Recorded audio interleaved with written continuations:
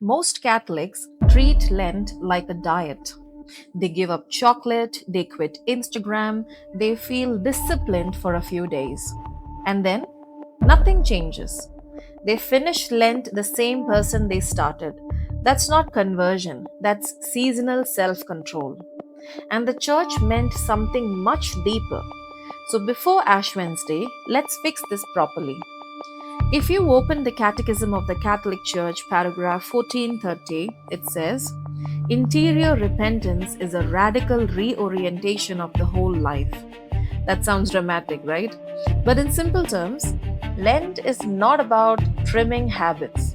It's about changing direction. It's about asking, where's my life actually heading? Because if your heart doesn't turn, your habits don't matter.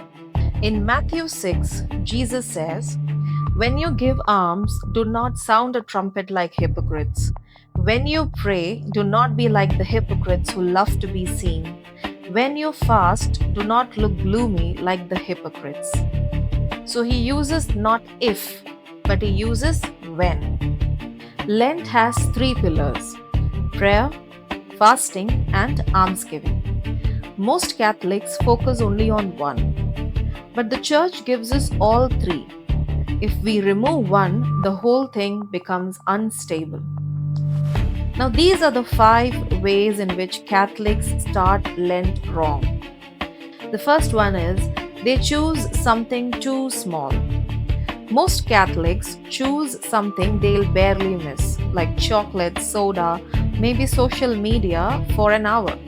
But they avoid the thing that actually has a hold on them. Maybe it's anger, maybe it's comparison, maybe it's gossip, maybe it's late night scrolling that steals prayer time. They remove sugar, but they keep pride. That's why nothing changes. Lent is not about removing a treat, it's about confronting attachment. If your sacrifice doesn't reveal something about you, it's probably too small. The second way is they avoid confession. Some Catholics will carefully design their Lent diet while carefully avoiding the one place that actually requires humility, the confessional. Because fasting feels impressive, confession feels vulnerable. But Lent begins at the door of mercy. If you skip confession, you're trying to renovate the house without unlocking it. The third way is they have no prayer structure. Some Catholics give up dessert but never give God their calendar. They want deeper prayer, but they never choose a time. They want silence, but they never turn off the noise. Lent does not reward vague intentions, it rewards consistency, and consistency requires structure. The fourth way is they fast without purpose. The Catechism 1434 reminds us fasting is meant to lead to conversion. Some Catholics will fast from food but feast on irritation. They'll skip lunch but snap at their family. They'll give up coffee but keep resentment. That's not the desert. That's dieting with religious branding. Fasting is supposed to expose attachment, not create nuisance. If your fast doesn't soften you, it's not working yet. The fifth way is they forget charity. Some Catholics will fast from dessert but never fast from indifference. They'll pray more but still ignore the person who needs them. They'll give up coffee but not give mercy. Lent is not meant to make you thinner, it's meant to make you generous. If your Lent doesn't make someone else's life better, you have missed something. Now let's understand what is Lent really.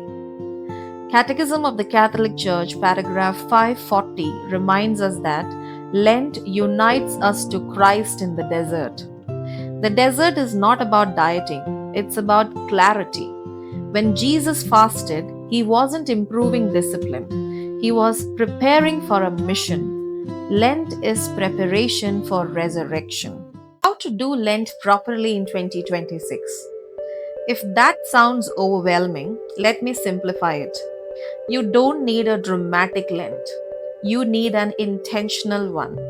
And here's a faithful way to begin. First, go to confession within the first week. Don't postpone it. Don't overthink it. Start clean. Second, choose one fast that genuinely stretches you. Not something trendy, something honest. If your phone distracts you from prayer, fast from that. If comfort keeps you passive, fast from that. Let it reveal something. Third, commit to daily prayer. Even 15 minutes is more than enough. But choose a time and protect it. Lent transforms the consistent, not the emotional. And finally, choose one concrete act of charity each week. Call the person you have been avoiding. Give anonymously. Serve quietly. Forgive intentionally. Let your Lent cost you something in love. That's it. Not dramatic, not extreme, just faithful, and faithful is enough. Lent is not about proving something to God, it's about letting God restore something in you.